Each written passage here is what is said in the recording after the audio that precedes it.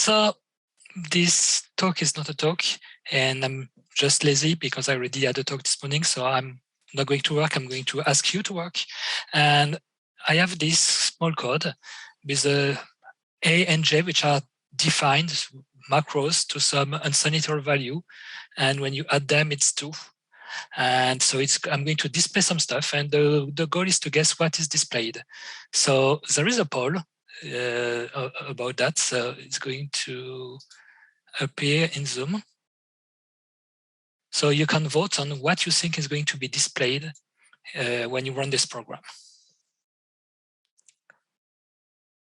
Well, it seems that most people got the right answer, which is, well, I don't know if they got it because they know and understand what can happen, but no. Oh no. No, in fact, no, they got the wrong answer. So let me stop the poll so that I can explain what happens. And before I'm explaining, I'm going to show it. So if I just add a new execution panel, we can see that in my case, what is displayed is 2, not 2.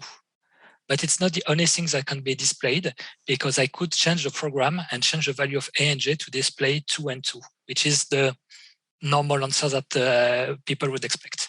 So what happens here is that those values are defined with those numbers. And the problem with those numbers is that this one is big. And the question is, what is a numeric literal in C++? So if you are defining here or here, you are in normal code. And so when the code is seeing those literals, it tries to know what is the type of the literal. And this one is just big enough to fit into an int, an unsigned int. This one is also just big enough to fit into an unsigned int. And so the rules of the language is that it's taking the smallest type which is fitting for the value. So here you are adding one unsigned int plus another unsigned int, but because this one was almost at the maximum value for unsigned int, when you're adding, you're going back to 0, 1, 2. So this is 2. And this is also 2. You are adding 2 unsigned ints. Yes, this is 2. But this one, now you are doing the same operation, but you are not doing it in normal code. You are doing it in the preprocessor. And the rule for determining the type of an integer in the preprocessor are not the same as in normal code. So these are, instead of choosing the smallest possible size, in preprocessor, you are taking the biggest size available.